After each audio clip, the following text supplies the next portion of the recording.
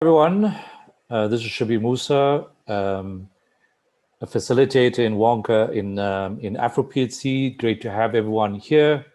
I just want to quickly share with you the agenda for today. We're going to have a few words of welcome that we'll share, and then an AfroPHC statement.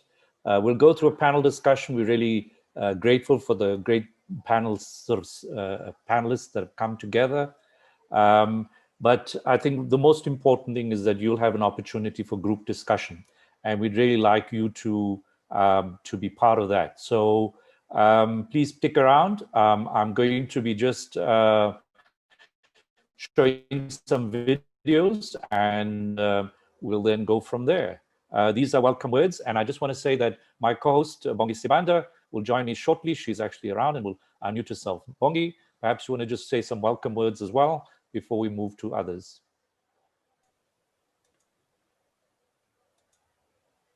Sure, thank you. Welcome, everyone, and we're really excited to have you on this platform today. We are looking forward to this 3-hour workshop, and we hope you enjoy it and be able to participate. Thank you. No, thank you very much. So let's just get some of the words that have come from, just before you go on, I think some people are new at Zoom.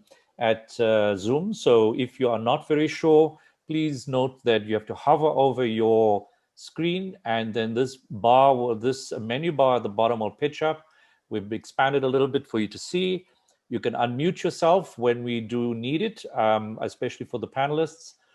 You can click on the participant list to see who's joined us, and chat as well. Please put out your thoughts and feelings, and just share. If you should see a more button on the right-hand side. Later we'll talk about how you need to join groups, but that's just your way of getting around. So please note how to use Zoom.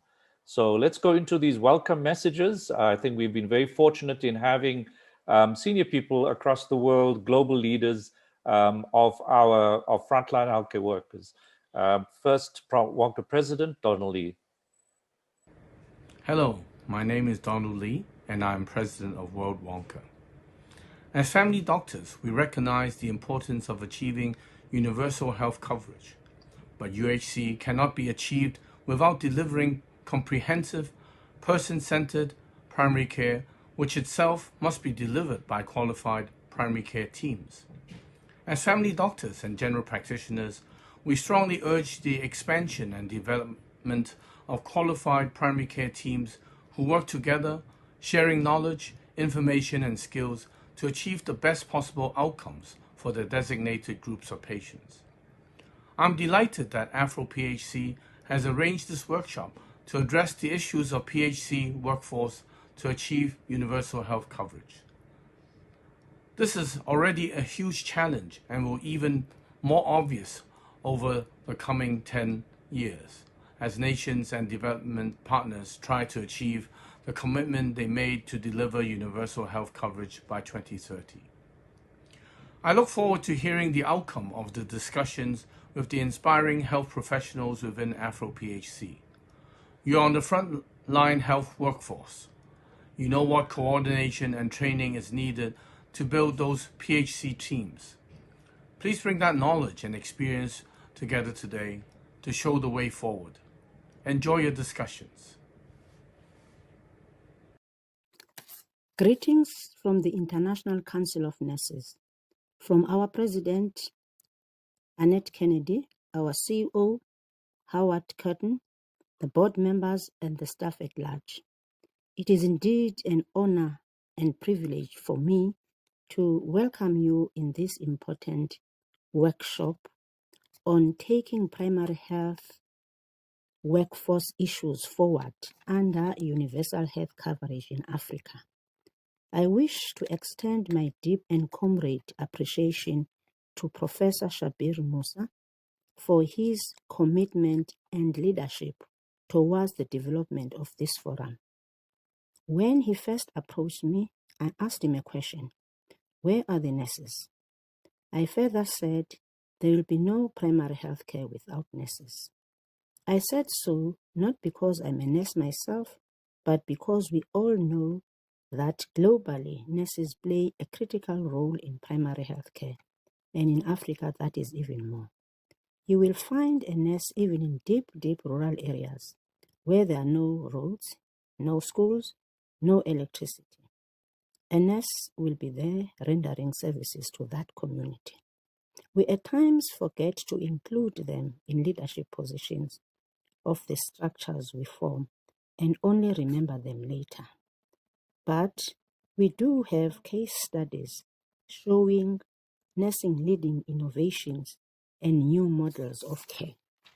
I have no doubt that Afro-Africa will include nurses in leadership positions. I say so because I have seen that Bongisi Banda, a nurse, is a co-moderator with Professor Shabir. The primary healthcare workforce includes all occupations engaged in providing health promotion, disease prevention, treatment, rehabilitation, and palliative care services. The public health workforce and those engaged in addressing the social determinants of health. Our approach in looking for solutions in our healthcare systems must be more inclusive than exclusive. The State of World's Nursing Report is advocating, among others, investment in nursing education and decent jobs.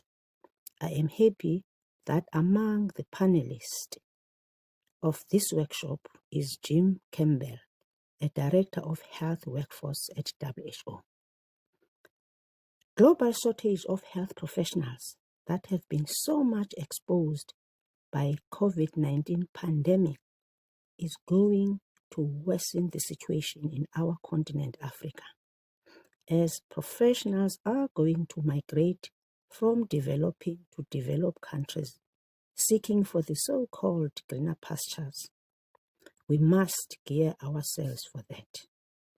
Without eating time for your deliberations, let me say thank you very much for the opportunity. Good luck in your deliberations.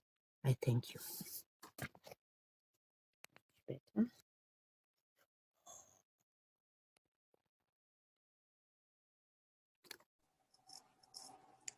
Hello, my name is Mary Shostark. I'm a physician assistant and assistant professor at Yale University School of Medicine Physician Assistant Online program.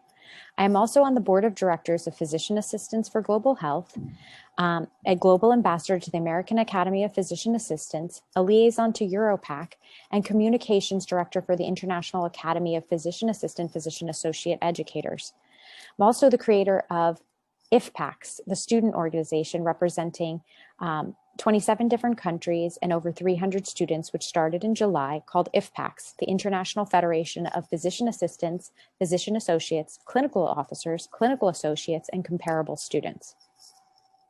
I also consulted on the framework for universal healthcare with the World Health Organization for our profession to be represented in the framework.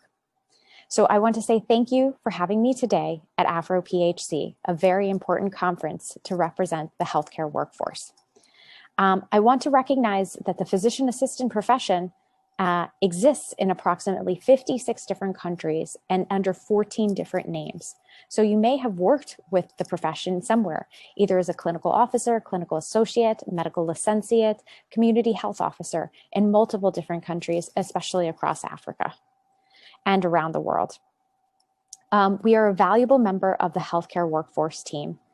And currently, we are looking at the scope of practice of our roles, curricula across multiple different countries, as well as uniting the students. So we're taking an approach to unite the advocates of our profession, the students, as well as the educators.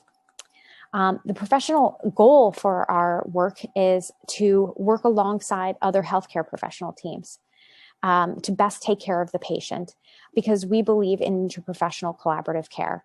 And we are not here to replace any different types of profession. We are here to work on the United Nations Sustainable Development Goals by having everyone have access to healthcare, because together we are stronger. And we cannot work in a silo. So thank you for having me here. And I think to take this process forward, I just want to share very briefly before we get to our panel. The AfroPHC statement, we are going to ask our panelists, we'll introduce them shortly to respond to it. But I think that many people may not have had a chance to read the document. We've included in several emails we've sent forward to you. So I'm going to just go through it very briefly. I think the vision, very importantly, of the AfroPHC statement, and it goes like this: the African Forum for Primary Healthcare, AfroPHC, consists of diverse, multidisciplinary primary healthcare workforce stakeholders from across Africa who share a vision for African PHC service delivery. It should be comprehensive, accessible, high quality, responsive to local needs, in partnership with communities, and delivered by strong teamwork, training, and supportive supervision. This and the principles, which I'm going to go through next, were developed in the last workshop that was held over 3 days in September. And essentially, the principles that we feel very important and is enshrined in the document is that the nature of primary health care that we need is that comprehensive, holistic that we've described, something that is not just delivering medicines or being very biomedical or not thinking holistically. It is also about having it very people-centered, not just patient-centered or person-centered, but people-centered, dealing with populations as a whole, not just the people who walk through the door. The primary healthcare human resources were the third issue that came up strongly, that this should be team-based, not nurse-led or doctor-led. It should be about understanding what teams are about and how we function teams better. In order to do that, PHC capacity development broadly needs to happen. And this needs to happen with a biopsychosocial approach integrated into everyone's learning, as well as how interprofessional collaboration and teamwork occurs, which leads to the fifth point, which is that PHC teamwork needs to actually understand the way in which leadership and accountability work. And we need to find ways to reconcile these concepts and integrate the concepts into the way PHC teams work. We don't speak of PHC teams as if they only include the clinical team or even those who work within the public service. Community health workers are part of the public service, but sometimes outside of it. And there are a number of other actors and sectors involved in primary health care. And so it should be a very inclusive approach. And we feel that we need to, as a last principle, advocate for appropriate PHC going forward. So thank you very much once again to a great panel that has arrived. I'm going to stop sharing there, and hopefully they will join our panel by putting their videos and unmuting themselves. But just quickly, I want to say that the 4 people, and I'm not going to spend time on their CVs. We've actually got lots of details on the website and hope you've looked at it. But we're very grateful in having Mr. Jim Campbell, who's the director, the boss, in charge of the health workforce department at the WHO in Geneva. We also have his counterpart, Dr. Sriya Dalil, who's just been newly appointed to this very important task of primary health care, the primary health care program at WHO in Geneva. And we really appreciate them taking out time to spend with us for the next 3 hours. We also have a regular, Dr. Prosper Tumusime, who's part of this core team and has invested a lot of time and energy in supporting this effort.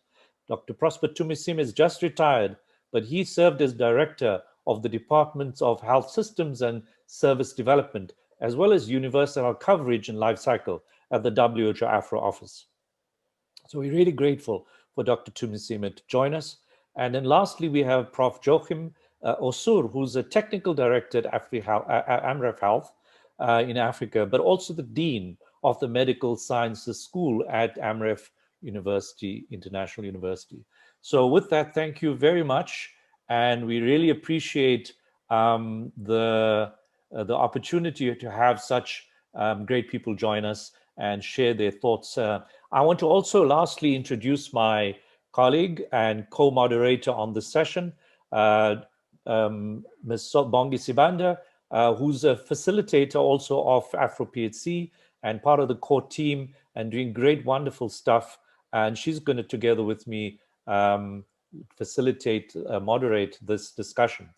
We also have in the second hour, group discussions. We'll try to work through that and give you details in a short bit. But the last hour will be moderated with me by Dr. Champion Munyoni, who will be, I think, also chat at that time. So let me start by going into the questions. Perhaps I'd move to the next slide, and maybe we share that as well.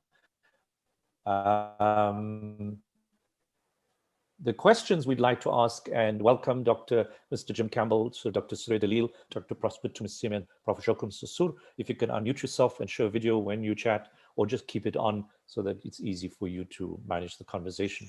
So I'll start by, Bongi will start by asking this question. Bongi, over to you.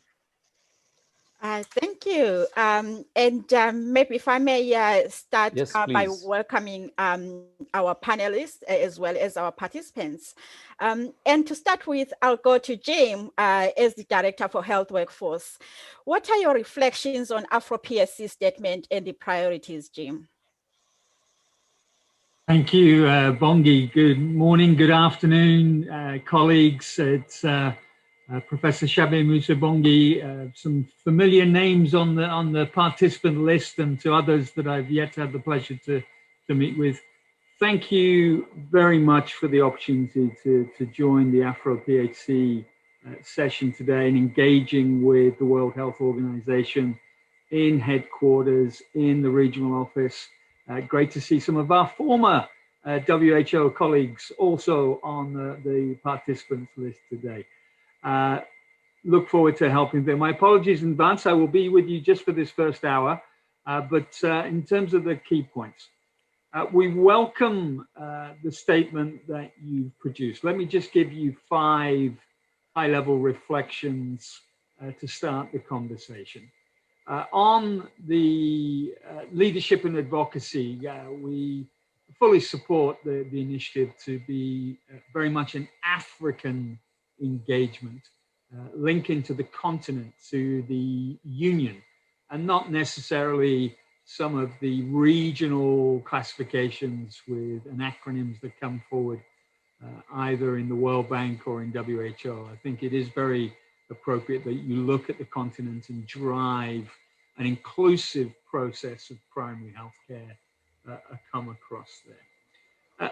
Fully support the language, Professor Musa, that you were just talking about on teams, and indeed the multidisciplinary team that you're referring to. That is the language that we've been using in the World Health Organization in our own workforce global strategy. It's the language that we were also using in the Astana preparations and the declaration and since. It's only going to be through teamwork that we drive the implementation of improved quality and access for all. And within that team, it's also support your initiative to be looking at all relevant stakeholders and occupations. And one area that perhaps just to give some reflection on in the future, think also about how you bring in not just the occupations, but their representatives, their unions. You talk about decent work, you talk about decent pay, you also making sure that labor is represented in those areas. One comment and concern just to consider for you, the whole issue around public-private partnerships. Today, by coincidence, WHO will be launching a new policy document, a new strategy, which brings together the evidence in a global expert group that's been working on this for some period now, on how to engage the private sector in the governance of mixed health systems. We see around the world that there are many different forms of public and private service delivery. There is private and public education of our health professionals. So just to be thinking that, and I think at the core of some of our thinking is that if with the private sector, it must be a partnership for public purpose. It must be driving the public purpose, which is part of the government stewardship role. It isn't an element for a private partnership for profiteering. So just to be making sure that some of that comes through, Dr. Moeti, the regional director from Afro, will be launching that new strategy, or joining the launch of the strategy this afternoon. For those who want to join, it's 3 p.m. It's advertised on the WHO site. Decent work and decent pay. I'm really encouraged that you've picked up the policy recommendation from the WHO guideline on the management of community health workers, in particular for decent work. It's a basic principle that we should have in all our healthcare systems, and we should be driving that for all those occupations that are engaged in it.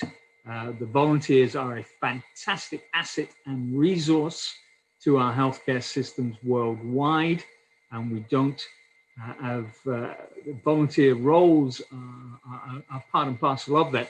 But when it becomes more than a volunteer role, when it becomes part of our workforce, part of the labor that we rely upon, we have to have decent work. Finally, the fifth area, just to also reflect upon some of the challenges around the language. So Shabir, you talked about teams. If we talk about teams and their roles in primary healthcare, the team has a responsibility. And it's then within that team, which occupations and their scope of practice take on the roles of the team is responsible for. So the task shifting concept is not necessarily consistent with a team, a multidisciplinary concept. So just think about how to iron that out. And very much then you would have seen the whole issue with COVID-19, the pandemic around the world. Our world of work, the future of work is changing. And last year, WHO supported ILO in its centenary declaration on the future of work.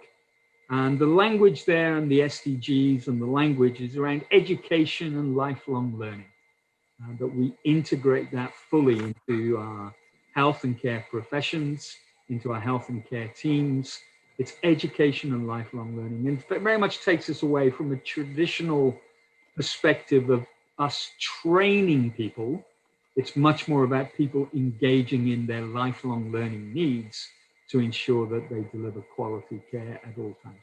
So just a little bit about language at the end, but we welcome the statement and look forward to continued engagement. Thank you very much.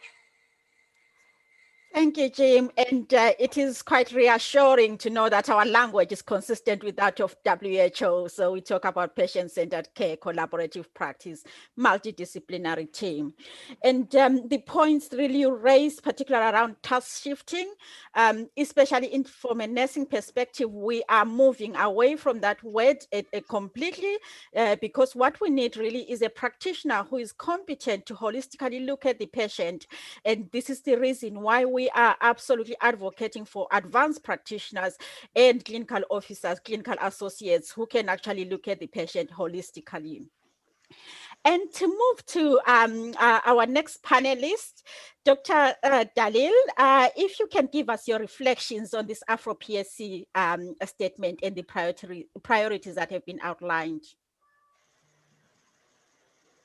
Dr. Thank you very much for this opportunity. First of all, congratulations on the creation of the African Forum for Primary Health Care, as well as for the workshop and the statement that you shared with us. I would like to thank you for the opportunity, and I'm glad to share the floor with my colleagues, with Jim, with Prosper, and with Joachim, and also you, the facilitator. Let me take you to the history of primary healthcare, a very quick reflection on that.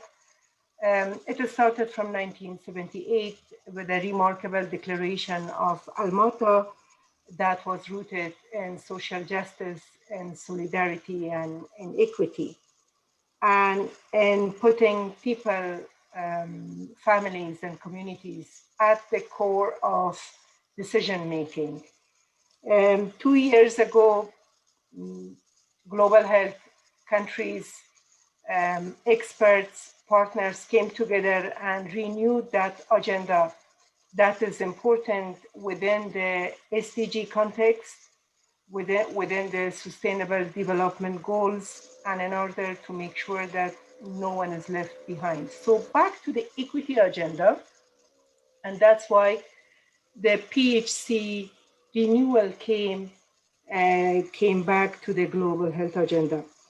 I would like to build on the statements made earlier, at least 2 or 3 reflections with regards to well-trained, well-distributed, motivated, and empowered health workforce at the primary care level that takes into account treatment, but also it goes beyond. It includes prevention, promotion, treatment, rehabilitation, and palliative care along the life course.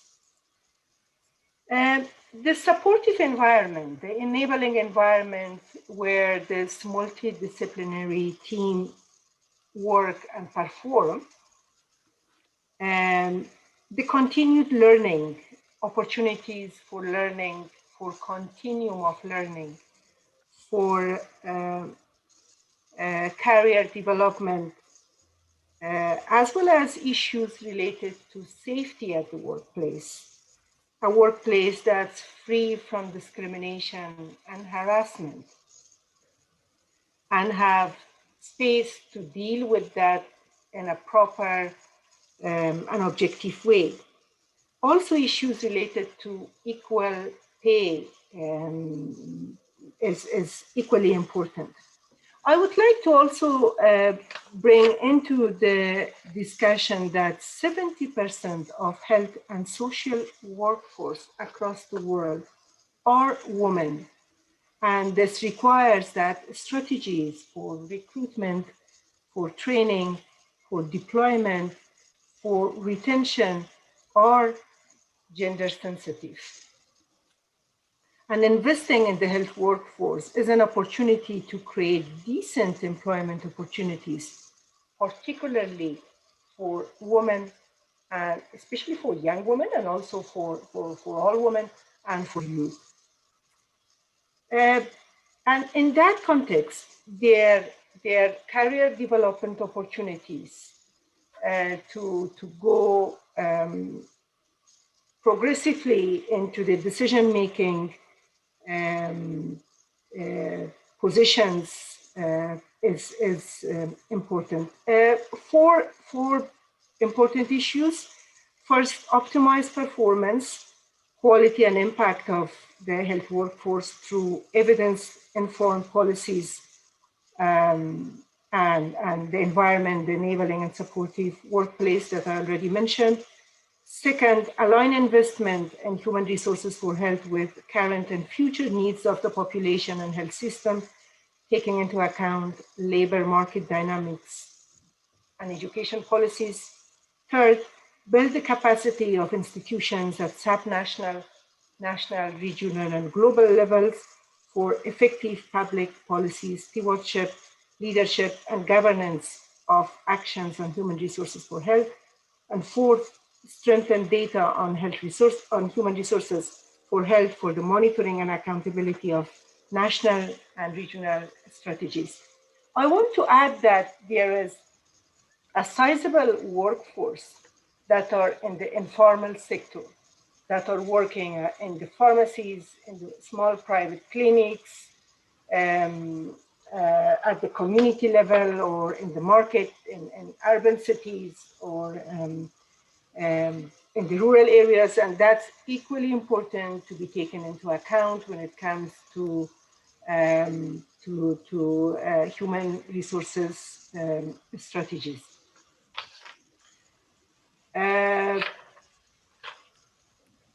Yes, I think I said what I was supposed to say or wanted to say. Thank you. Back to you, Chair.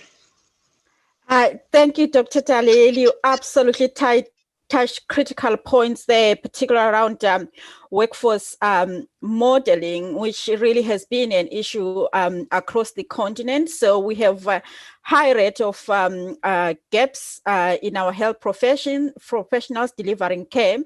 And at the same time, we have a high rate of unemployment of graduates, especially from a nursing perspective in the sub-Saharan region in some countries. And this is because there has been a past failure in labor market analysis from the continent and in many countries. And we do hope that the State of the World Nursing Report is going to facilitate countries to resolve this. And of course, yes, you bring an important issue of gender equity and ensuring that women are also at the table. I think AfroPHC has really done an incredible job when it comes to that. And we have learned a significant amount of this from Prof. Musa and his leadership. To move to our next panelist to reflect on the statement and the priorities, and maybe putting on your education leadership hat as well. Prof. Joachim Osa, if I may come to you, please. Yeah, thank you. And it's a great pleasure to be invited to this panel. We highly appreciate the work that AfroPHC is doing because it is very much in the line of work of AMREF, which I work for. We work to ensure strengthened community health systems and access to services by all people at the lowest level possible. So this is really in line with the work that we do.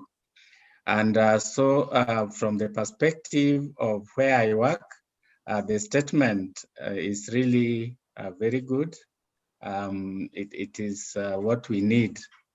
When I look at it in detail, I think what is lacking is what I would call actionable points, because then that is where we are seeing problems. The actions, turning those very good words into actionable points is now what we need. When we talk of one team, then you think of leadership. What is that team looking like and who is leading it? And what is it we want to change to make it really work well?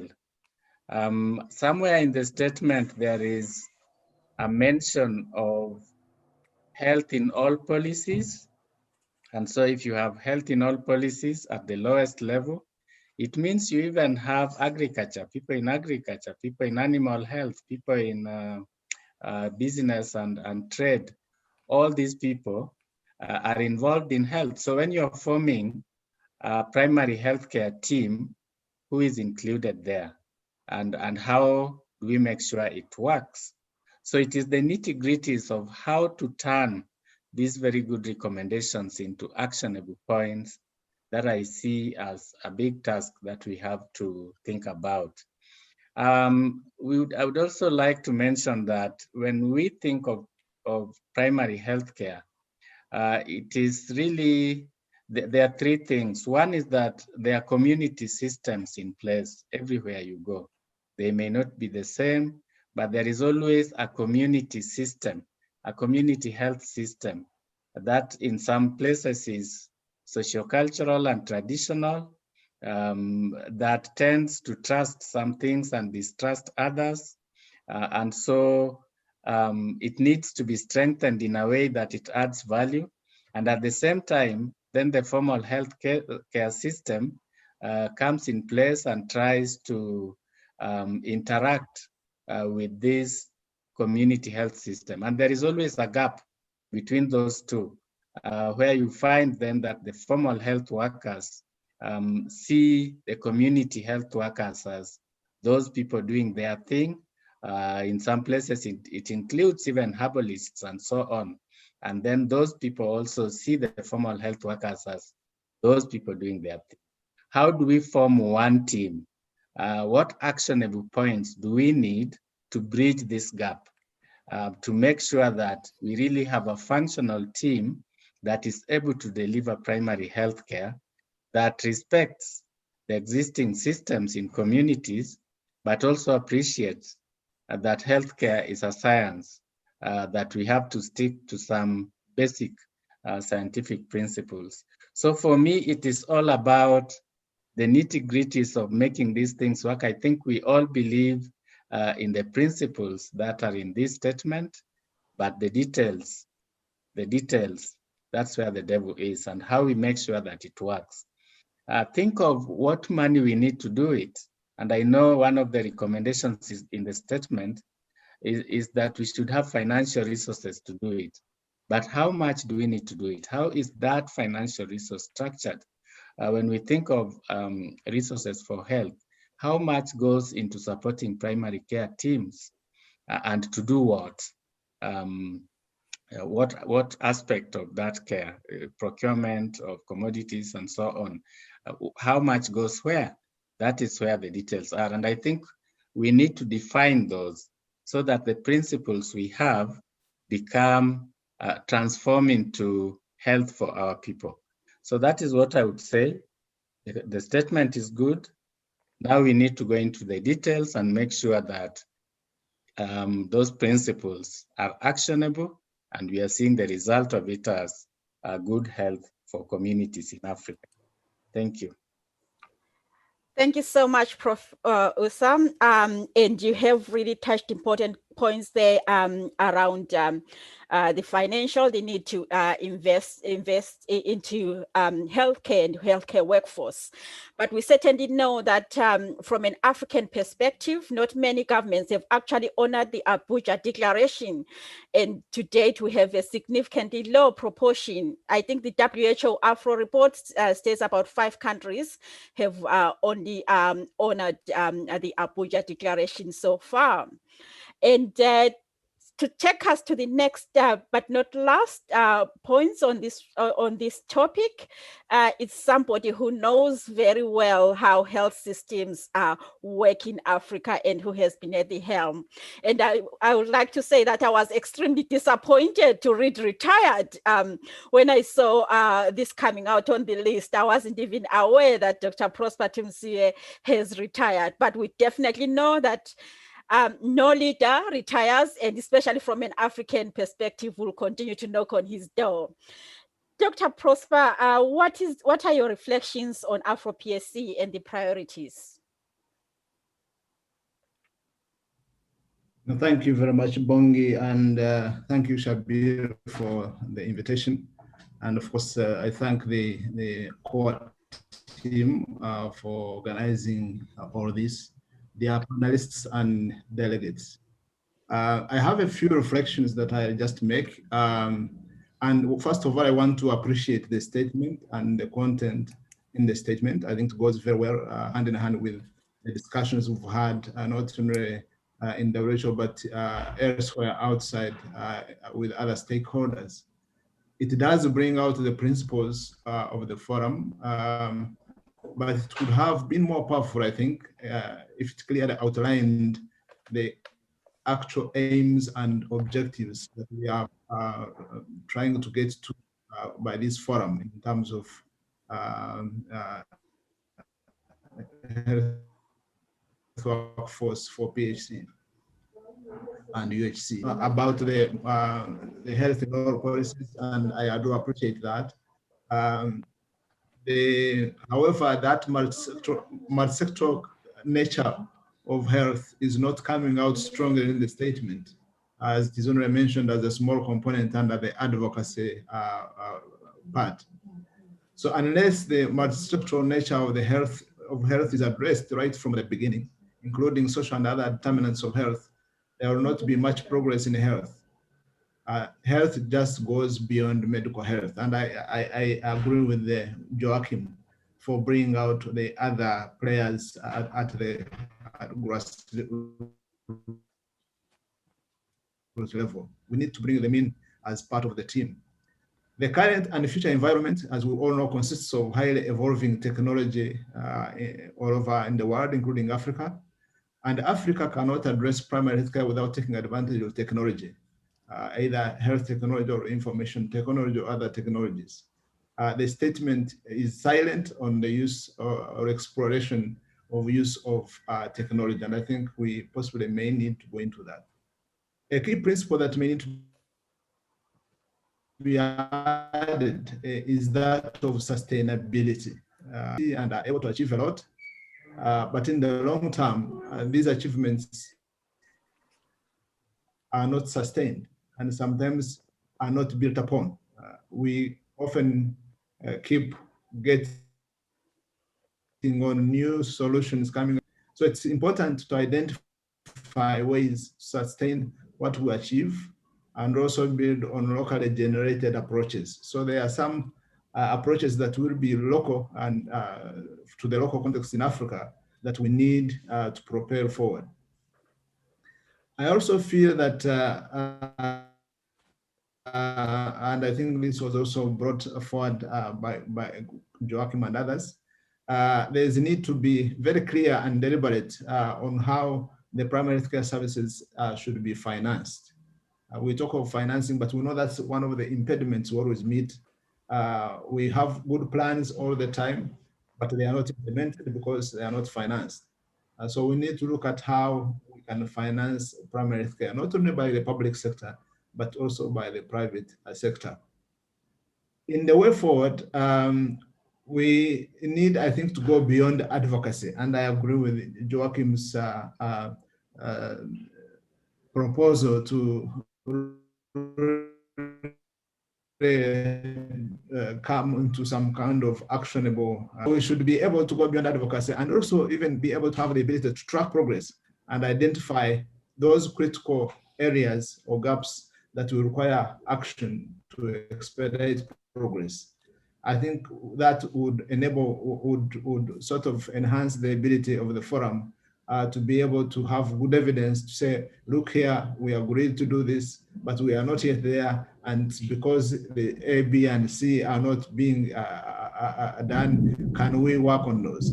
So I feel that would possibly improve the statement. But otherwise, very happy with the statement that has been shared with us. Over to you, thanks.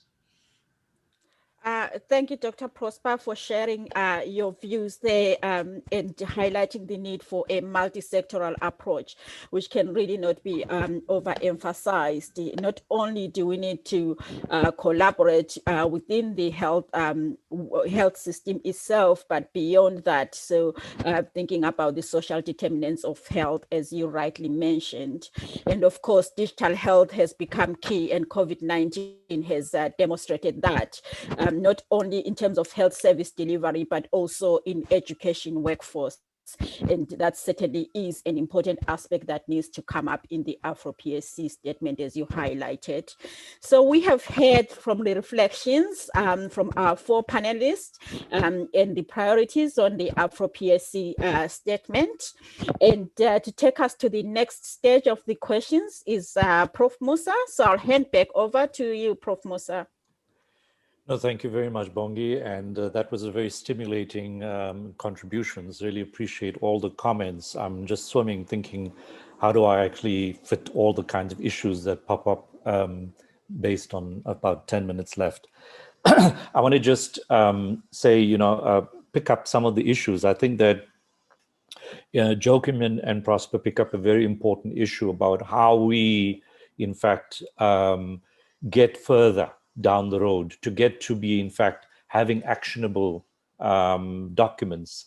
And I think that in some ways, if I might reflect on a problem that occurs in Africa, is that we, in fact, have very compartmentalized and siloed health professionals, health care workers who don't work very well as a team.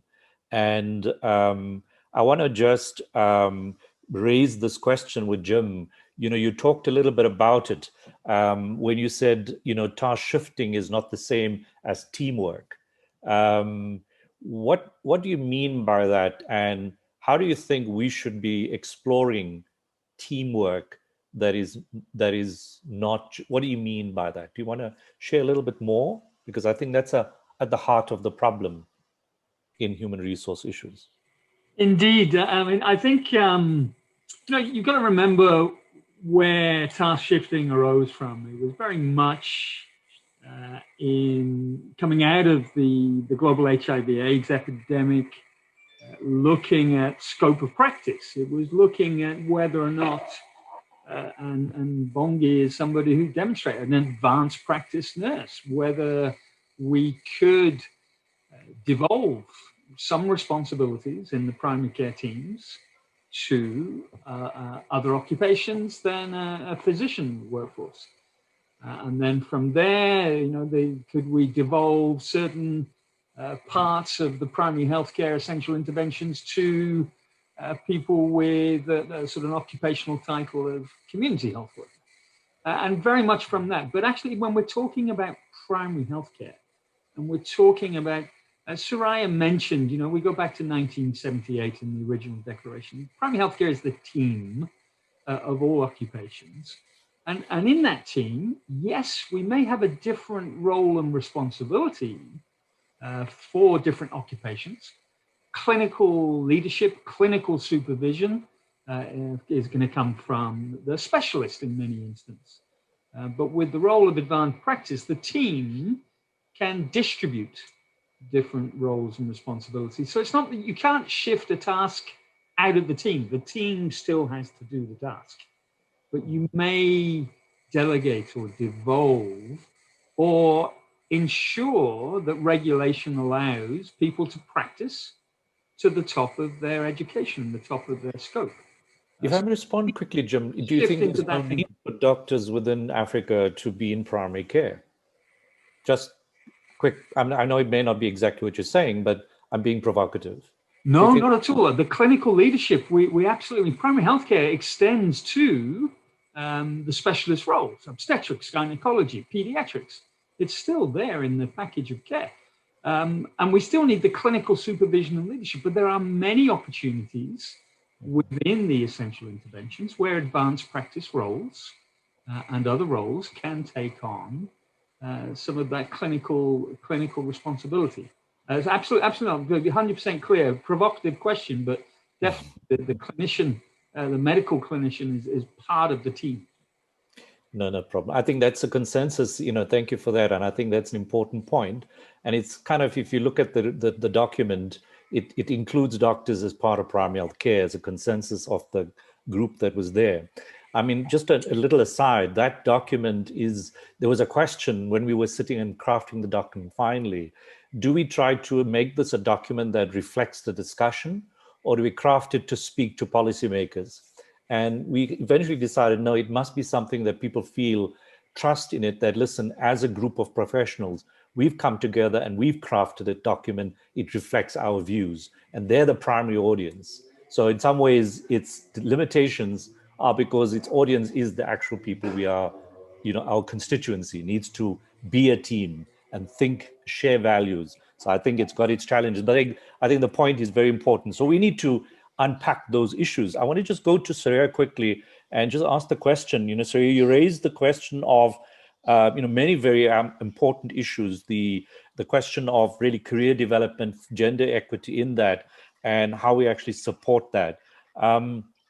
But two issues you raised, that of investment and sometimes institutional investments and data. I'm very challenged because when we are looking at, you know, trying to understand what's going on in primary care, we find there's no data whatsoever that says, well, for example, was mentioned in the introduction, there's so many titles for a cadre like clinical associate clinical officer. You know, advanced nurse practice is not the same thing mentioned everywhere. So I think there's a lot of challenge. We don't have defined primary health care human resource data. Is WHO doing something about that? Because that's a real problem. Countries are not collecting information like that. Thank you. Thank you, Shabir. Very constructive and interesting discussion. Yes, the health workforce information system is a big issue, and it's not only in Africa, in a number of countries that's a system that requires a lot of support, and even in some places requires to be created, formed, and so on. And before I answer your question, I want to add a few other things about this multidisciplinary team at the primary care level. It goes beyond health and beyond the disciplines to provide care. It includes, they should be able to work in networks and should be able to liaise with other sectors beyond health, for example, with water and sanitation, with education, with trade, with environment parties, but also to be part of the community-based decision-making structures, whatever structure that's called, it's committee or it's, there are very local names and domestic names for that. So that's also important because at the primary care level, we for an effective primary care, we need to link the individual care with the population-based care. We see it in the pandemic at the moment, but it's true for other range of care. Second, when we say effective multidisciplinary team at the primary care level, and in order to institute that, institutionalize that and support that, we need to have same policies and actions at the national level. It's not only ministries of health who's doing, who is responsible to do that. It's Ministry of Finance, it's Ministry of Education, it's Ministry of Labor, it's Parliament who makes fiscal decisions and law decisions, law and regulations and so on. So I think the understanding of this, what we are talking here, at that multi-stakeholder, multi-sectoral level beyond health at the capital of countries is critical, because we as health stakeholders can go to some extent, but we cannot go very far, and we need to engage with them. The primary care providers are also strategically located to enhance trust between the citizens and the states, between the citizens and the providers, and so on. And that is important for the health and well-being, for sustainable development, for equity issues, and so on. Last month, in the World Health Assembly, the operational framework on primary health care was endorsed. The operational framework on primary health care has 14 levers, 4 at the strategic level and 10 at the operational level. And one of the 10 operational levers is health workforce. So health workforce is part of the operationalization of primary health care, and all what we have discussed in the last half an hour have been part of the levers of the health workforce within the operational framework. So yes, WHO is working to in terms of defining those categories and bring some harmony, or help member states in bringing harmony, alignment in those definitions of occupations and disciplines at the primary care level.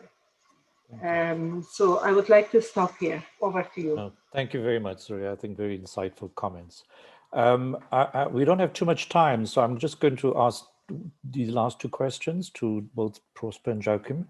I think there's been mention about the private sector and the question of funding that's going to change, ways in which money is going to be raised, and ways in which money is going to be allocated in UHC systems.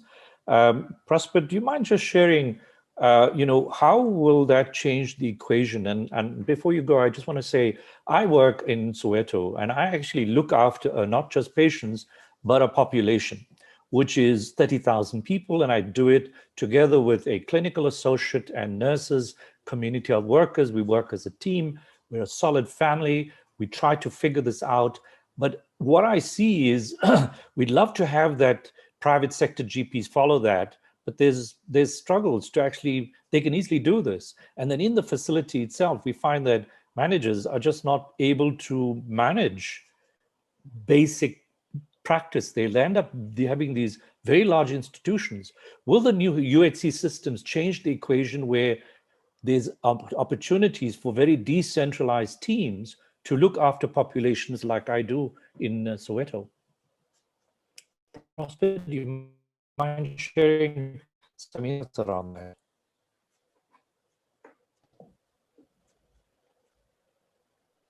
There's a lot of the challenges. How do we function human resource on the ground? Support them financially. Go ahead. Thanks, Shabir.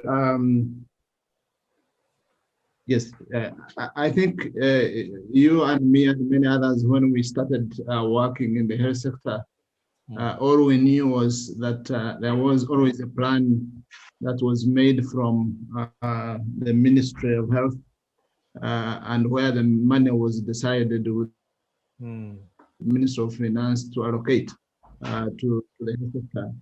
And if you worked at the periphery, all you did was to actually just to receive whatever was sent to you.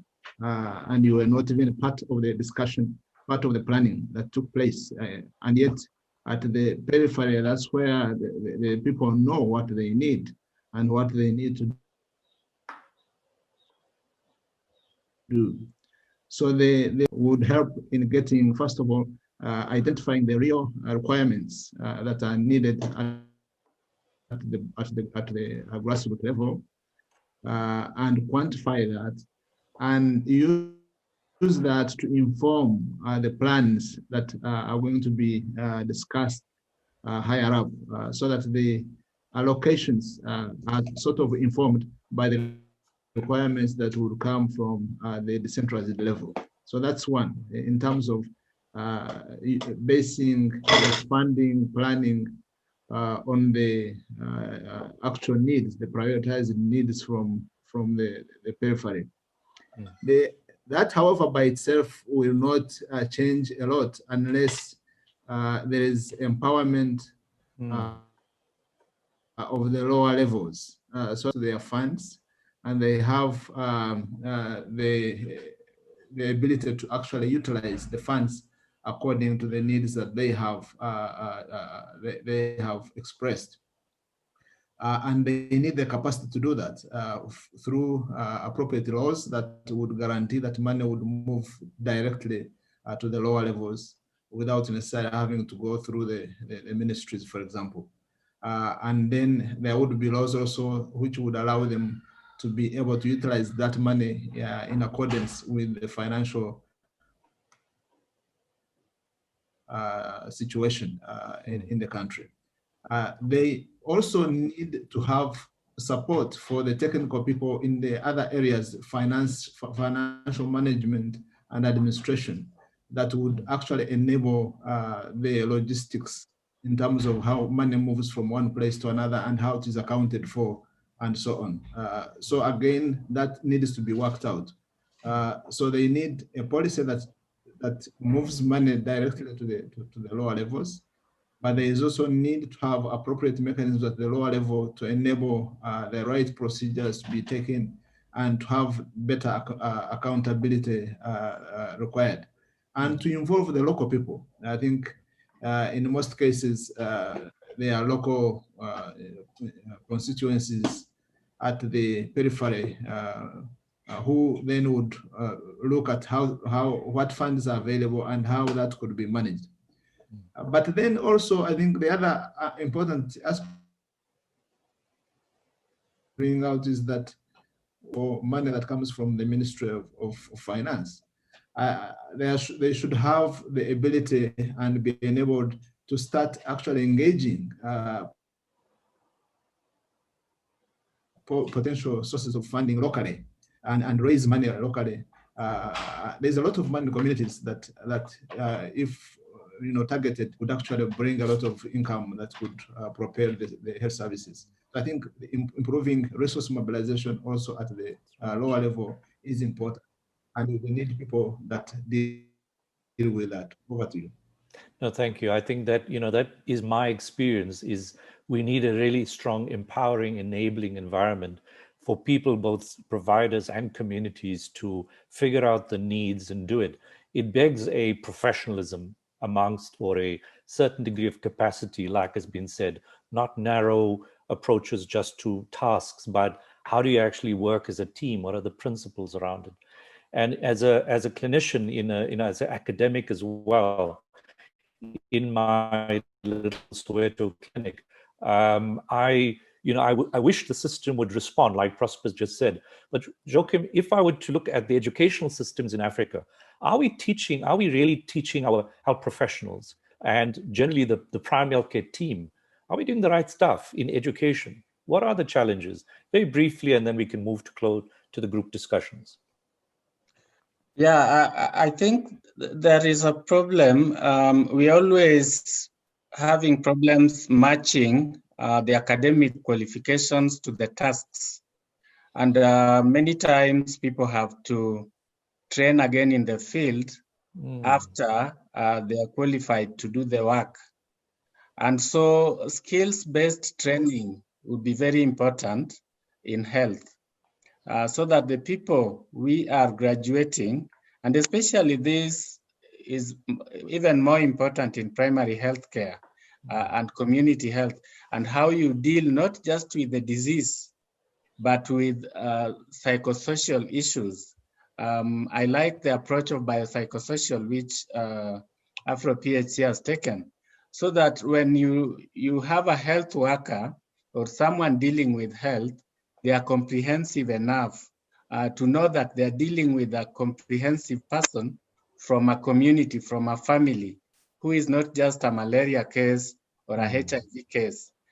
So we need to ensure that our training is more comprehensive to take care of all these aspects. But that said again, we have said we need a multidisciplinary team. That means that health training should not just be happening in health institutions. Agriculturalists need to know the effect of what they do on health. Traders need to know what they do, how it affects health.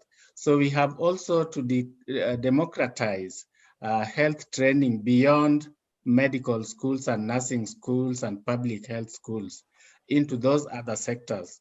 One easy way is for intersectoral collaboration in training, so that we cross-fertilize training institutions with health, while at the same time, health training institutions are also able to benefit from trainings offered in other areas of development.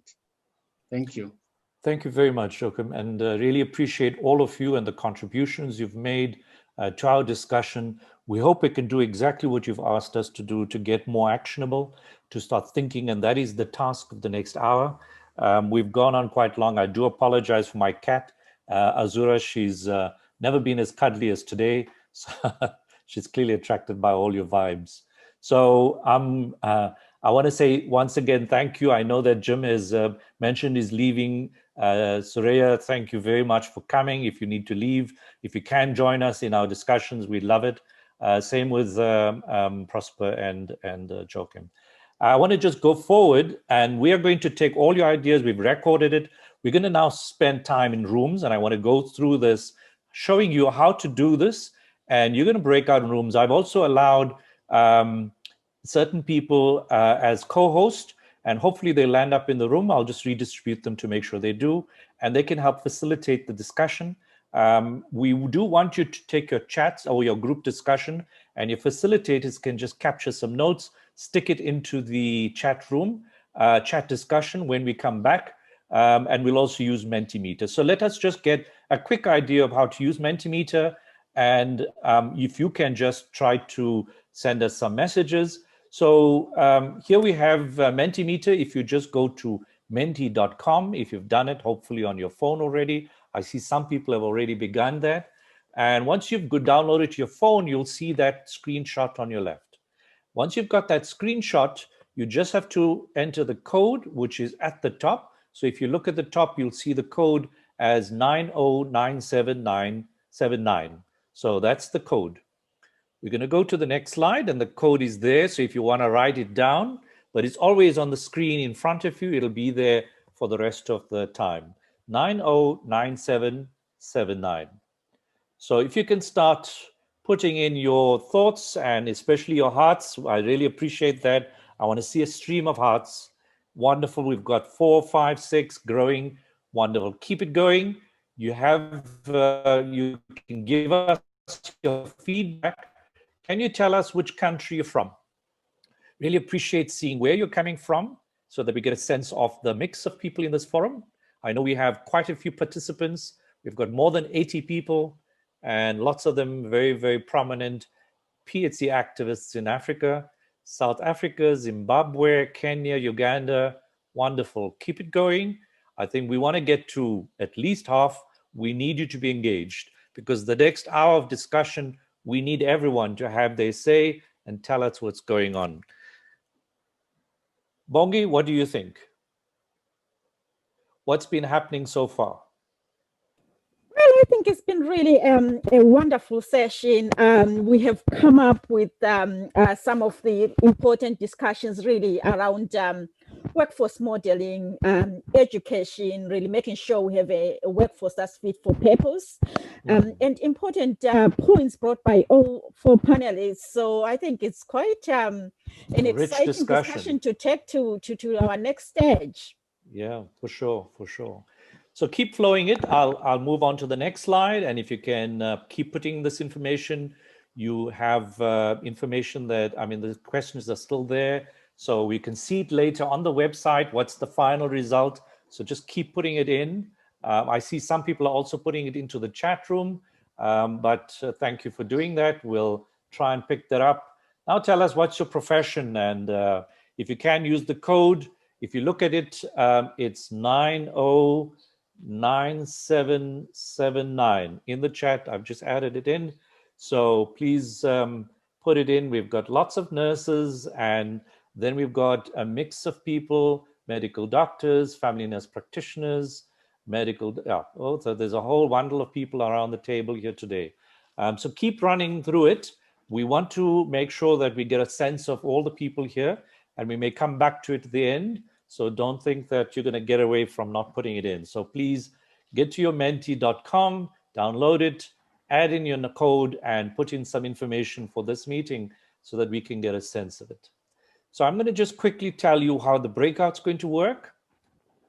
Essentially, we want you to, you'll be set out into random rooms. So you'll get this room coming up and you'll be told, please join it. So I think please note the breakout room and click on it. So don't rush off or change or click anything. Watch for this, join it, press the join breakout room. Okay, if you do miss out on that, where somehow you don't see it, then please go on your screen. You should see breakout room, or sometimes you see more and you go to choose breakout room and you can get into the breakout room if it is a choose. Sometimes you might not get the choose. So if you do that, you go on the breakout room, it tells you the room in progress. If you can hover over the room number and then press that blue join. So if you just hover over the room 1, for example, go to that point, it'll turn from a 0 to a join, and you can then join the room or move to another room. So please, if you're sitting in the room like this and you're stuck, please go looking at whether you can join the room. Otherwise, you're going to sit in limbo and not have much to do for an entire hour. And we want you to enjoy it. So once again, once you are in the room, you'll see that you can ask for help, but please organize yourself. There's a facilitating, there's a bundle of people, and you as teams, hopefully you can reorganize yourself, get a facilitator organized, and just get someone to capture the notes but please keep that and add that into the chat once we come back. So that's to when you're stuck. So remember, when we close the room, you'll have this leave breakout room. So just watch for that. You'll get at least a few times. And then I think if you're stuck at all, just remember, if you're moving in and out, watch for the breakout rooms and join it. So let's see what are the questions you'll be discussing. I'll circulate that in the chat shortly, and you can then see it. But the question is, what are the priority PHC workforce issues? And I think we need a discussion on that. So that's the main topic. And I think please remember the questions that were the issues raised earlier, actionable points, clear aims and objectives. What do we really want to do? What are the big issues? What can we do about it? Or what can we make sure somebody does something about? So please put that out. So the how is what you need to think about much more clearly under each priority workforce issue. So if you can organize it. Perhaps the last two questions don't need to be much of the discussion, but are there other broader priorities that AfroPHC should be addressing that impact on how we go forward in terms of PHC workforce issues? And if you need to think about it just quickly, what kind of working groups should we be organizing in AfroPHC to take issues forward as a group of PHC frontline workers, healthcare workers? So that's the question. And we essentially are going to go into group discussion, and I'll give me a few seconds and I'll just organize everyone into groups, and you'll all be in groups and it'll be random for the next hour. We will come back together at the hour. That's at 1500 hours Central African time. So let's just get you into groups and then we take it from there.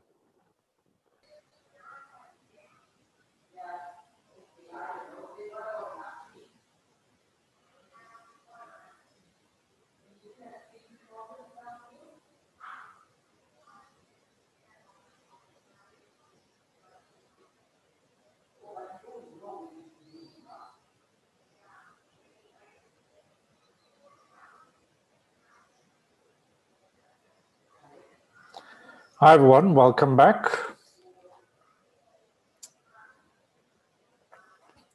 Hope that was a very productive discussion. Apologies for any technical issues, but it seems like most people have been able to get into groups, and we've still got a substantial number of participants. I'm glad we're still on board. So we're going to have a few announcements, and we'd like to just go through them very briefly. We have Dr. Champion Inyoni, who's going to moderate this session. So Champion, shall I just make these announcements and then you can proceed from there? Yes, please go ahead, Shabir, it's fine. All right, just these quick announcements and then we'll hand over. So I just want to mention the UHC by PHC. We in fact have a video which has been shared by them. I need to just quickly show that. Give me 2 seconds. I somehow excluded it from that.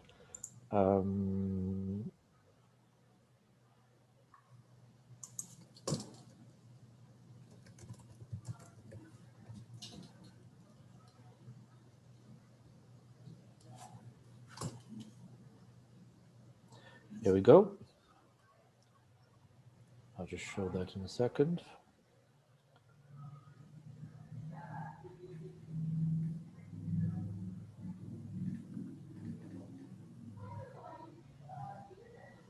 Okay, here we go.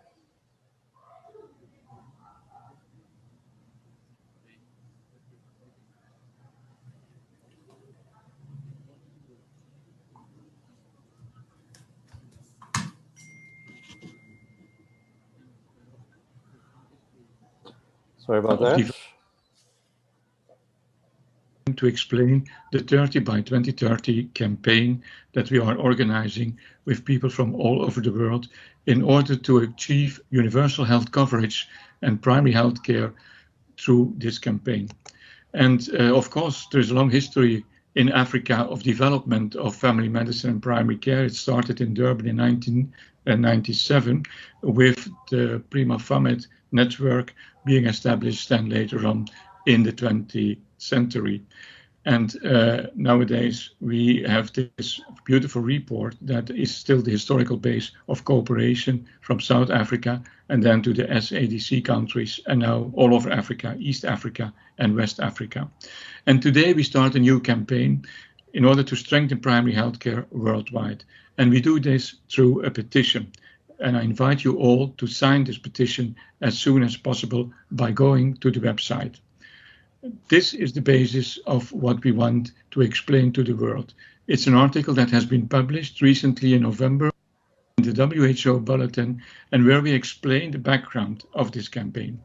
And the background of this campaign that we described with authors coming from all continents and that have been working together for 2 years in making this document, we explain what we already explained in 2008 when we launched the other campaign, the 15 by 2015 campaign, namely that there should be an investment from the budget of vertical disease-oriented programs into the strengthening of local primary health care, and that today we strive for 30% of those budgets going to primary health care. How can we do that? Well, we can do that by signing this petition, where we call for major international donors to assign a part of their vertical disease-oriented categorical budgets, increasing to 30% by 2030, to strengthening horizontal primary healthcare systems so that all diseases can be prevented and people treated in a comprehensive way. This puts into practice the WHO Resolution 62.12, urging member states to encourage that vertical programs, including disease-specific programs, are developed, integrated and implemented in the context of integrated primary health care. And we presently have almost 200 signatures from more than 30 countries, and we have just 3 weeks since we started the campaign. And you see it's all over the world, but there's a lot of place for further support also in Africa, and we invite you to join us and also to contact all the people that you know and that could be interested. Because today we are confronted still with a silo organization with vertical disease-oriented approaches. This goes to infectious diseases, this goes to chronic conditions, and that's all over the place the case, not only in Africa, also in Europe and in other Western countries. But this kind of approach is leading to fragmentation because people have multimorbidity, more than one disease. And then, of course, there's a problem when they have this kind of silo approach problems. And we see more and more that it is not only about infectious diseases, but that also diabetes and chronic lung conditions and hypertension and obesity are approached in the same way. And therefore, I think, as we explained in our publication, and you see the link here, that we should go for an integrated approach. Closer alliances with some of your partners at AfroPHC, like Prima Famet, and making them available through a branded mobile application and e-learning platform that we provide AfroPHC/Wonka Africa with. So we already have a number of partnerships in Africa with educational institutions like the Knowledge Translation Unit to University of Cape Town, Aga Khan School of Nursing and Midwifery, University of Pretoria, starting shortly with the UNFPA on a maternal newborn health project in 24 countries in the ESSA region. And then we have partners like Japaigo, Medical Aid Films, Global Health Media that can provide existing resources to the likes of clinical or community health workers. So that's about it, really. We have about 300, sorry, just to go on a little bit, we have a little bit, over 300,000 nurses and midwives in sub-Saharan Africa currently using our resources, and over 2 million certifications issued. And from speaking closely with Bongi and Judy, who are both participating today, to see how we can really make this more African-based as opposed to relying too much on outside education. So yeah, so that's a bit about us, Professor Musa, and the MOU. Hope I summarized it correctly. Yes, no, thank you very much. Wonderful stuff. I think great opportunities, a huge resource, and we hopefully are going to take advantage of that, both building it and having it available to members of the AfroPHC community. We have to think about how we use this. So we'll come back to that question. later when we develop the organization, I think how we manage this. So I think it's a good value add for anybody who supports it. I think that's it from me. We basically want to just get you to remind you how to use Mentimeter, because Champion's now going to go into the feedback and we're going to have a conversation around that. And we need you to give us your feedback. So as I've mentioned in the chat, please, those who facilitated the group discussion, if you've taped it, please forward it to me by email or WhatsApp. If you have not, just provide me us a summary into the chat function, and at least we capture that. But just to remind you, Mentimeter, go download it now, menti.com. You should get the screenshot that you see on the left-hand side. All you do is put the code into it, and off we go. So we can see some people already are there. It's the same number, so we can start seeing it. So once again, that's the number. I think people can see it all through the session. You'll see it on the top, so don't stress about the number. If you look at the top, you'll see the same number on every screen. So if you want to record it and somebody can just pop it onto the chat function, I think then people can actually be comfortable about it. So let's move to the next one. So I think we are having the questions. So over to you, Champion. Thank you so much, Shabir, and great afternoon and morning and evening to everybody that's joining this session. Congratulations for staying in and being part of this. And I think we are all seeing quite a complex time and quite a complex time for primary healthcare, specifically in Africa. As we sit in our various groups, I'm sure we've met each other, had discussions, and looked at the 4 questions. And where I was sitting from, it was clear that all of those 4 questions have interesting interrelations, and I think that's the nature of complexity that we find in primary healthcare. So in perhaps the structure of this particular feedback session is that there are issues that you picked in your team, and we'll take one question at a time, and would allow you using Mentimeter, submit some of the key priority issues that you found or that you discussed in your group. So this session can go on for a while, and then we'll ask a couple of people from the groups to explain or just to share what they were discussing for per priority session. At the end of this, we'll then invite our key panelists as well to also make comments on these specific issues, and then we see how this can link to a strategy or to a way forward regarding primary healthcare in Africa and regarding the role of AfroPHC. Please refer to your Mentimeter. There is a question now: what are the priority PHC issues? And we're seeing mental health coming in, we're seeing functioning coming in, understanding of PHC, financial resources, and then the policy review and training. So as you're continuing to add the issues there, I would like to invite anyone from any of the groups just to share briefly what was your group's discussion on priority PHC workforce issues for Africa.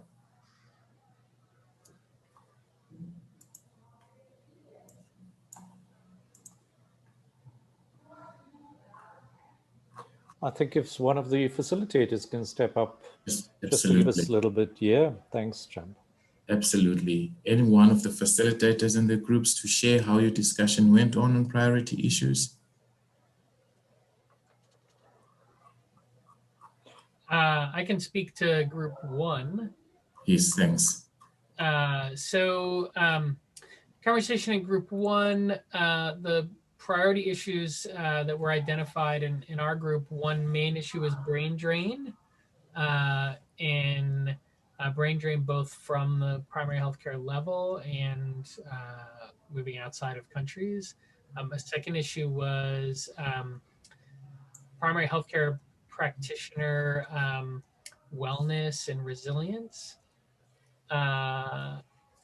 And an additional issue was segmentation of the different disciplines and how that interferes with the ability to work as a team.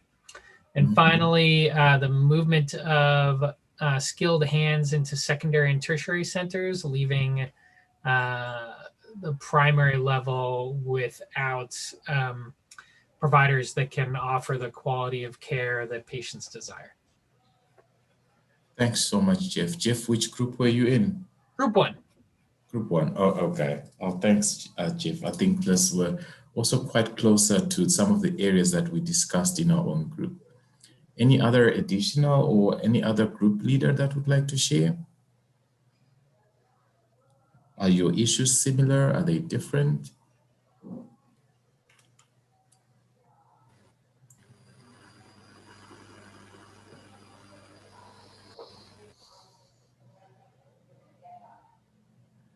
Any group leader?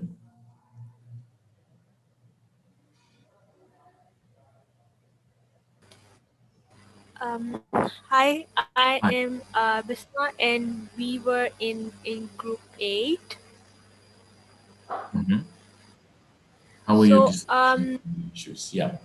yeah, so the priority issues we identified and discussed are basically the lack of digital health literacy among the workforce, and also we suggested the gender lens could be applied, and financing for HRH is a big concern, and there should be a revised pay structure for the community health workers, and there should be an allocated budget within the health budget for HRH. And then there was the lack of data of availability for the PHCs, and lack of communication channels between the PHC and the government or local government. And then the deployment and retention of the health workforce is also which we majorly discussed. And then there was clear scope of practice for PHC staff, which includes both health and non-health staff, and this also links to the education and training of non-healthcare staff. So that's what we discussed about the key priorities issues in Workforce Africa. Thank you. Thank you so much for this contribution. And what one picks is that there's a whole lot of parallels that one can draw. And with an experience in one context in Africa, it seems to be similar across a lot of our countries or our regions. I also still want to invite an additional participant or group leader to share what your discussions were regarding PHC workforce. The floor is open. And you can comment if there are similarities with other groups, or this is only new to your group. Yeah, sure. Champion, this is the Prosper from Group 4. Yes, Prosper. Okay, Christine, I think you can mute. Okay. Okay. I just want update. I'm worried because the army, I really need to be sure. Champion, can I have okay. Let me just go for it. I think people I've unmuted everyone, so if you can mute yourself unless you want to speak. Go for it, Prosper. Okay. So just briefly, Group 4. Of course, although we had some technical issues and some of us got disconnected, but we had identified some priorities that we thought were very important. One was, of course, the priority of working towards the numbers that are required. We know that we do not have enough numbers, but the issue is we need to know which numbers we have, but also which gap we need to fill and how to do that. And then a more important aspect also is to really value, respect, and empower the existing health workforce so that we get the best out of them. And then there was also a call for greater focus as a priority on the community level health workers. And the discussion on the funding for PHC workforce, especially trying to get it from the funding that comes through the vertical disease programs. trying to that can be leveraged to fund the primary healthcare workforce. And use education as an incentive and tailor it into the continuing education across the different disciplines. And the more important aspect is the resource allocation. Again, calling for the need for stronger advocacy at the national level with donors and even beyond the nation, the national level, and empowering national authorities so they are able to articulate and insist on areas of investment that would align with their priorities, and building capacity of the workforce at the primary care level, including improving their decision-making ability. Over to you. Thanks, Prosper. So literally putting the health workforce in the center of this. Champion? Yeah, sure. Our group, I think it was group 2, we focused on the priority of training for the community health worker. And how is it must be in a module, a handbook should be available, must be cost effective, and the training must take place in small groups, not large groups. Then specifically with regard to the approach to community health work is that they must be holistically equipped, but they should rather be equipped on a specialized way, focus on 1 or 2 topics so that one community health worker will go to different homes and then say with a new topic, another community health worker will visit the houses, the different families. Then very important is a plan structure is needed to assess the needs of the community because that will better equip the community health worker with information. And then also the family nurse practitioners, their role as intermediaries between the doctors and community health worker. There was also a focus on that. And then specifically a working group, an overall, you could say, comprehensive working group for to focus on the training of community health workers, but then sub-working groups for each country. So there will be collaboration in a central overall working group, but then for each country because we've got different needs and priorities. So that was mainly what we've said. Well, thank you so much for this submission, and you've already nicely touched on all the broader areas on this discussion, and I think I value and appreciate this. But you've brought in an interesting approach that it's really not about the conventional health workers, but it's everybody who has to be involved, and that's what the workforce actually means, and capacity development and growth in that direction. Yeah. So learning from this, I want to link again now to the next question. Shabir, if you could move it to the next slide, just to say what then are the strategies, or how best can we address these issues? And I think we're already picking the strong issue around capacity development and getting a specific group or all groups to be in such a level where they provide quality care. I just wanted to ask any of the groups, what was the outcomes of your discussions on how we best can address these priority health issues?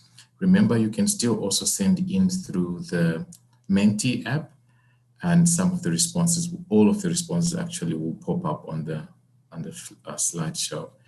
Any group that want to respond on how best we could address these priority issues? Group 1, we talked about the importance of supporting policies to help address the core issues in our list, as well as trying to support training to be sure that students are incorporating the attitude of PHC and interprofessionalness and patient-centeredness.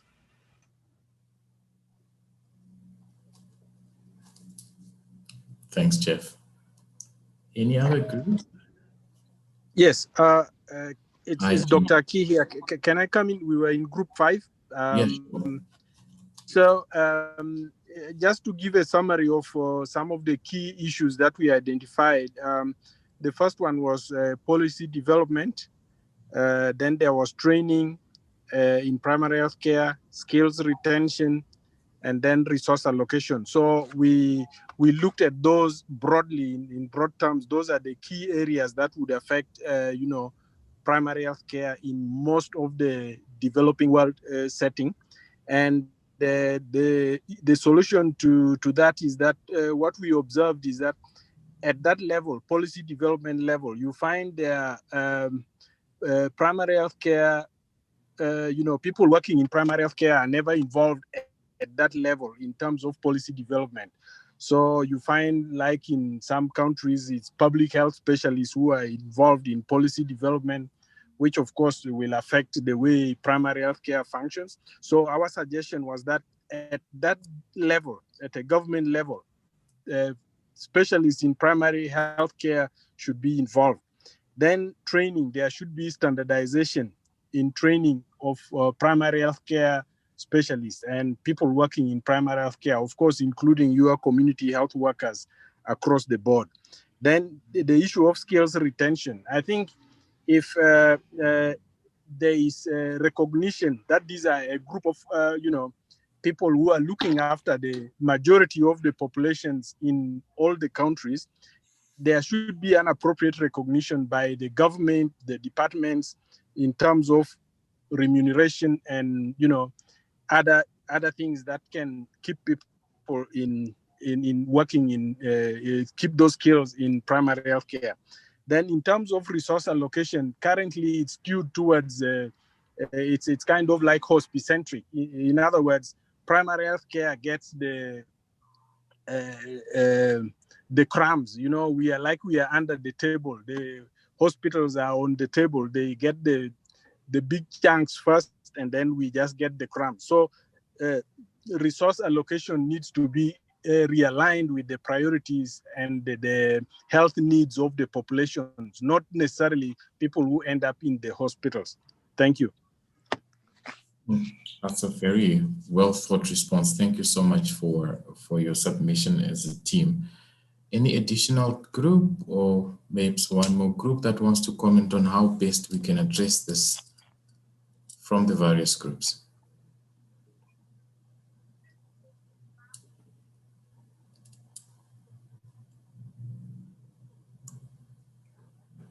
Anyone?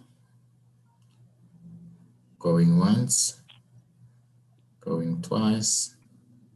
Hi there, champion. It's Bongi. I was in group 8. Just to add really on some of the issues that have already been raised. So we said that evidence-based approach, so collection of data that's responsive and that's aligned to the needs of the population in Africa should be a priority in addressing this. At the moment, most of our work issues are addressed through westernized curricula in most disciplines, and that needs to be a priority. We also talked about the well-being and motivation of staff, which has already been mentioned, and the need for really investment in HRH, specific for HRH. So not just a health budget, but ensuring that in that health budget, there is a specific budget for HRH to increase the workforce. And of course, the community health workforce who have sort of been left behind in most places, to ensure that there's a scope of practice,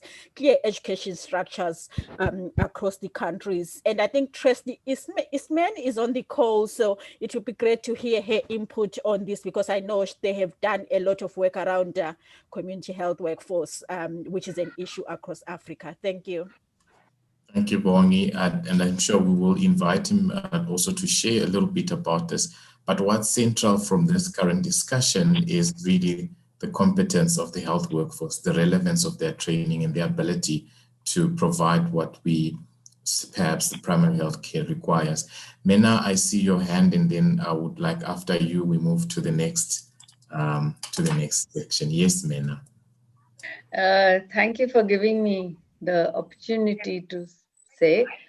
Firstly, of course, this is a very, very good forum where you have actually put us a few brains together in one group, so it's much easier for us to give our opinions. So it's a wonderful way of listening to everybody. And that was one. I was not aware before whether I could just pitch in random, because I was waiting. Our team leader was Joachim from the AMREF, so I was waiting for that group to come. So what has been said already is so much on the policies, and I would like to, I have put it also on the chat.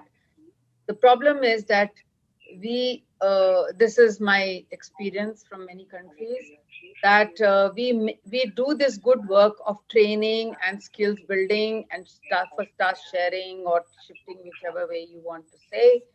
But the key issue is that these trainings are done in small clusters within the country or different countries. So we don't have a standard which is meeting the local needs.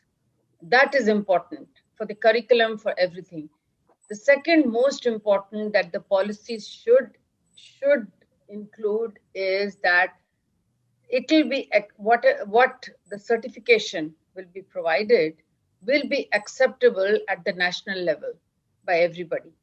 Because what I have seen, and I will take the example of surgical care, primary surgical care, for which I was in charge also in the WHO earlier before retirement. So I want to say there are few skills that needed to be, which are already being done. It's not that it's something new. But if there could be standardization for obstetrics, for surgical, for anesthesia, etc., so that the people are empowered to provide those skills. So empowerment is very important, and that comes from the national level acceptance for those people, their certification.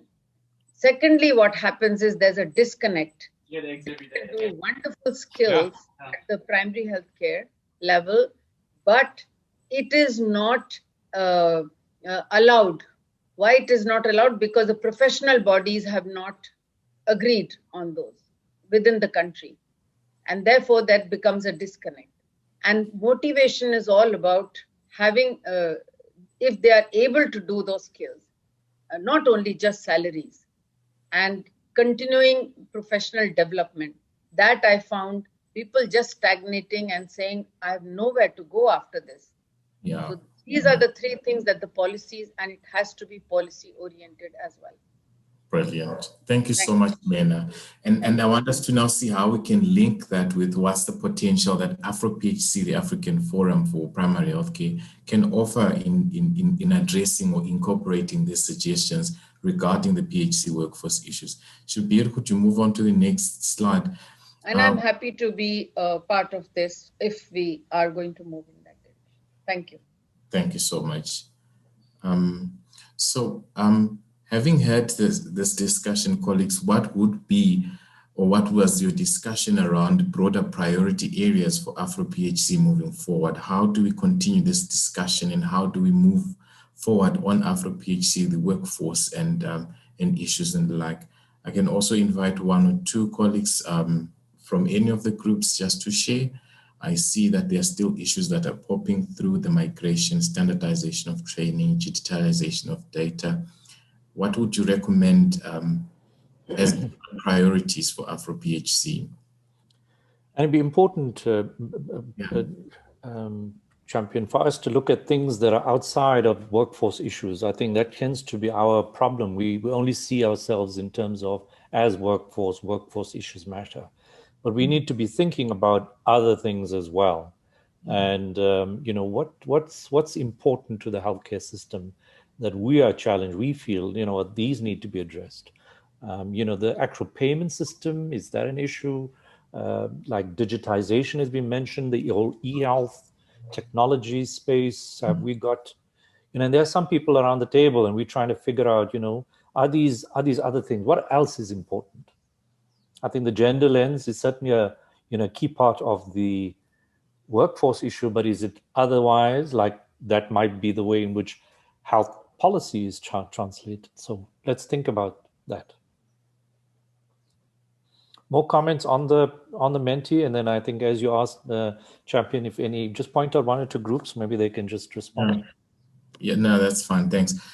Any comments? Perhaps my group 6. Anyone else from group 6 to make a comment on broader issues?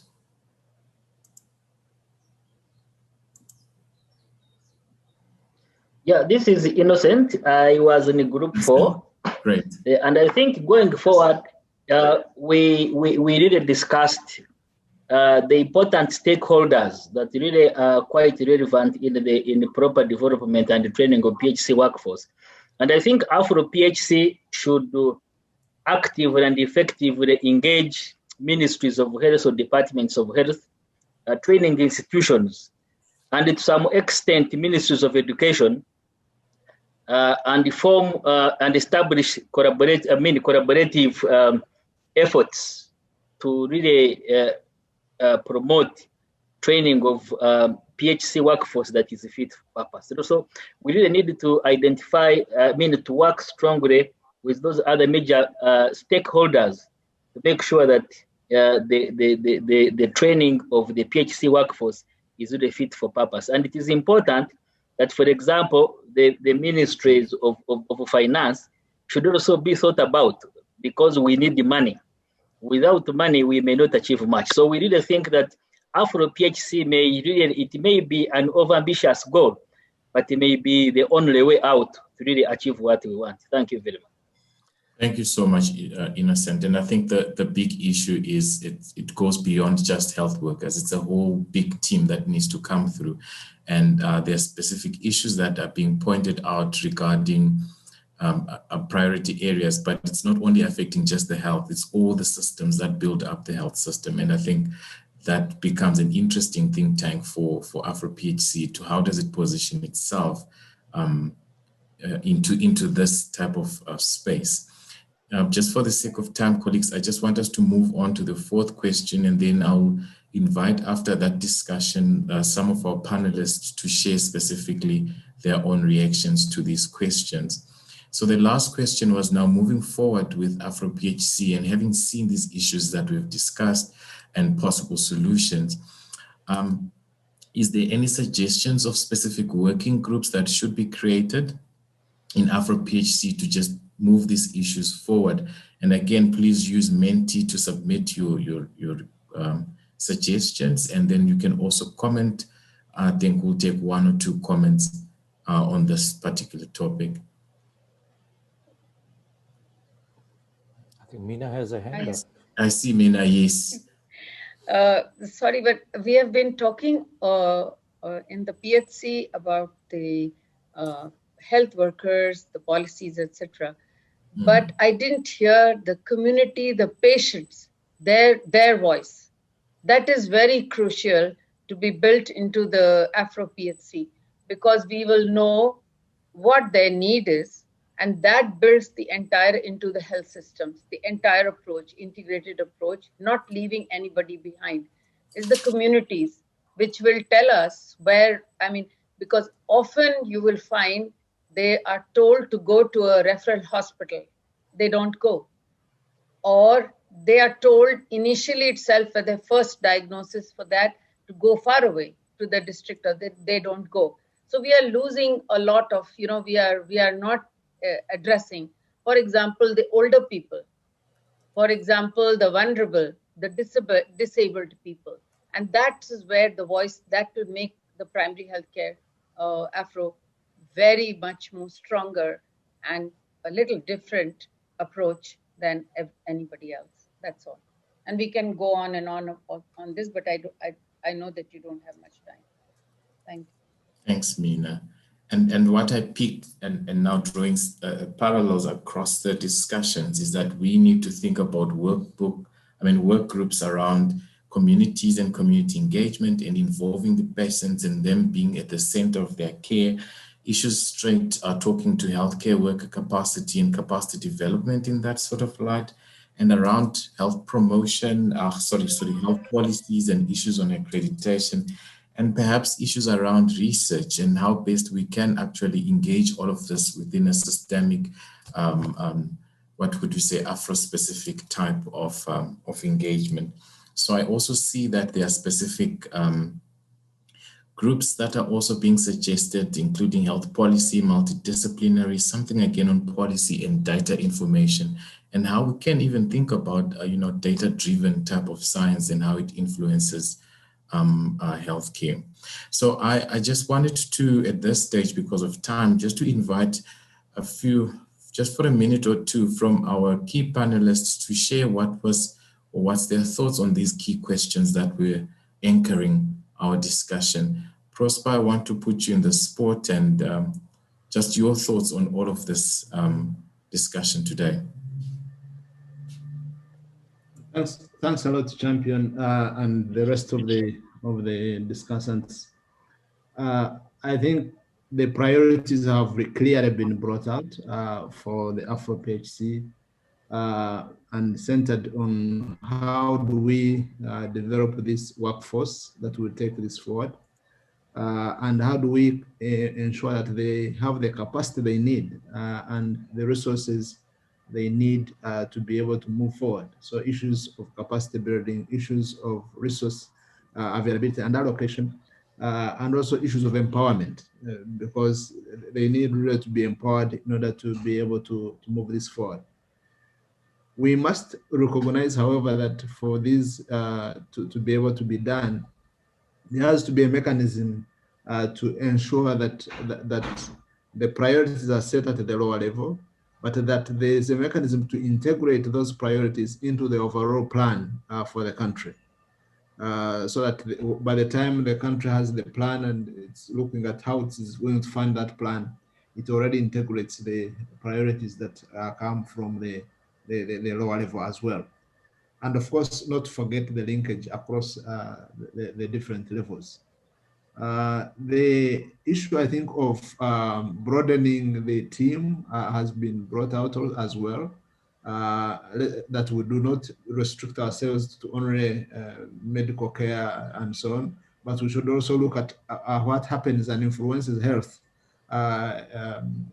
from other sectors. And we should then look at how do we incorporate these into the team, the PHC team that we need to move this forward.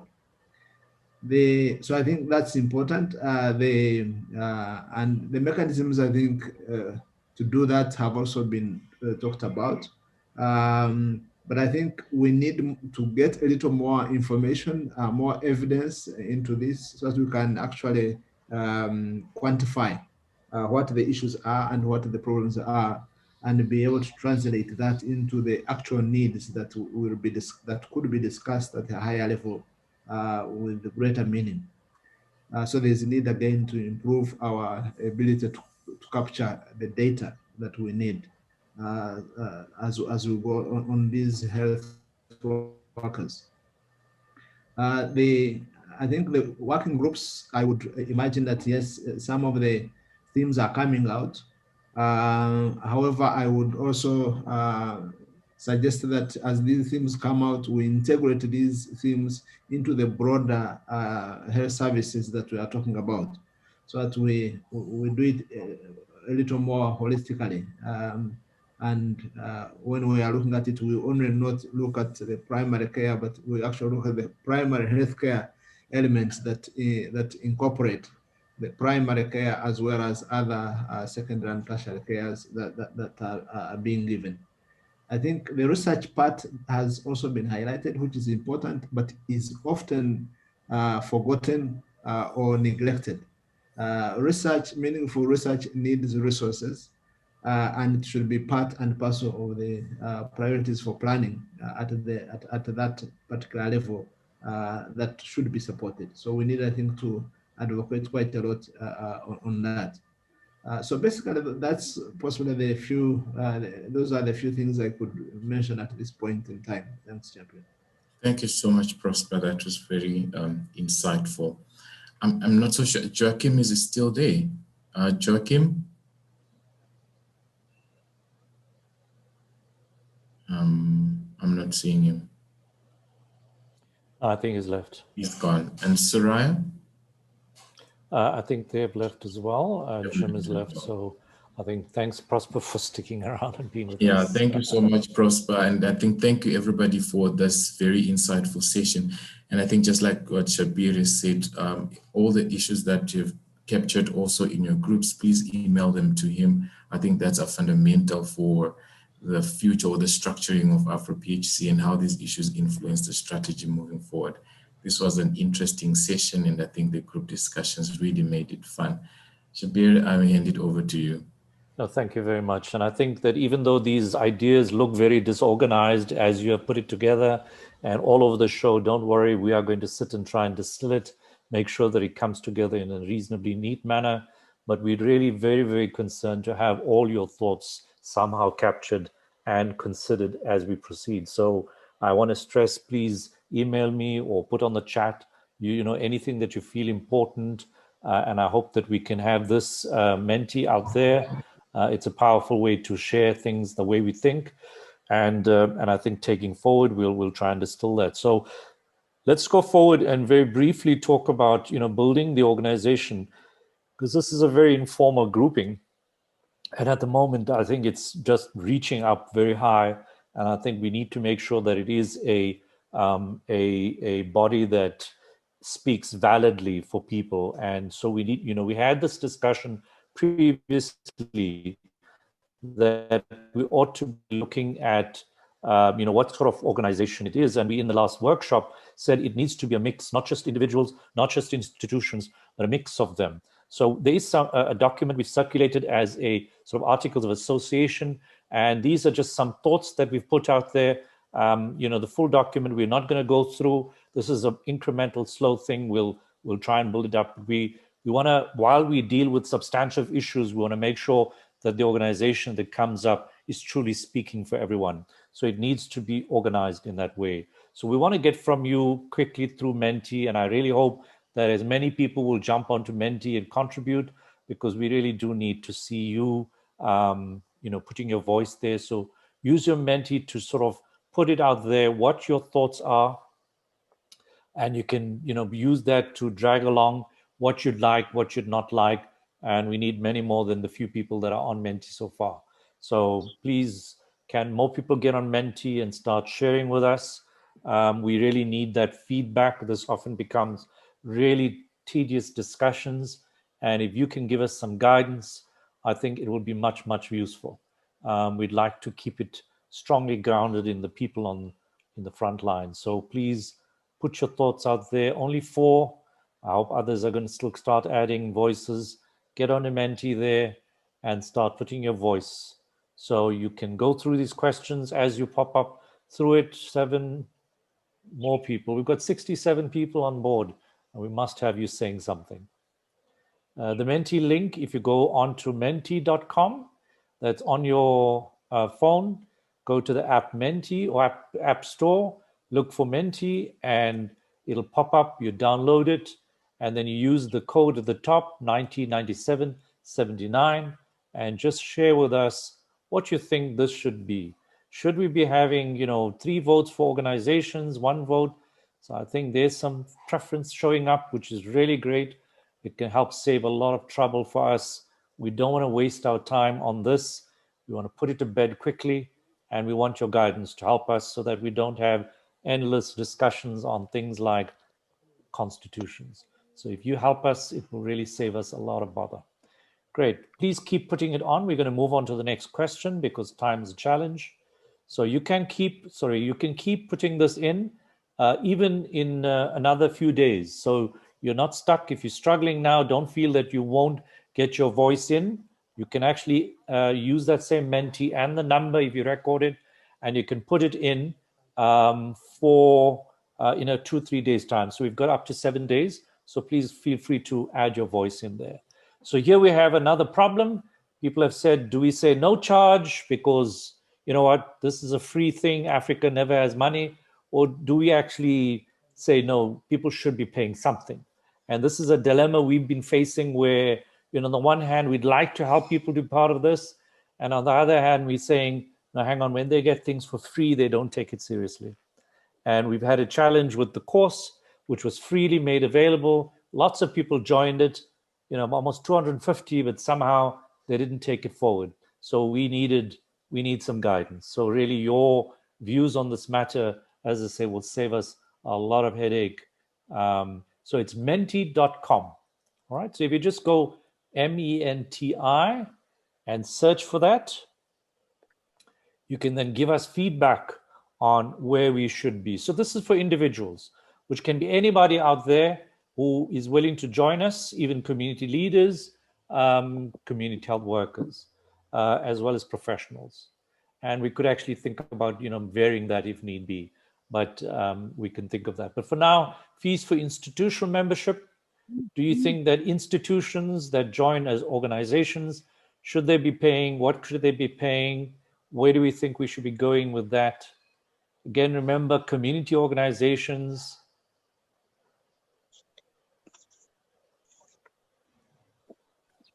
So please give us some guidance on this. Wonderful stuff.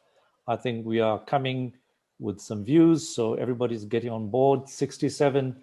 I'd really loved if we have 32 people at least. So we want it to be, this must be a democracy.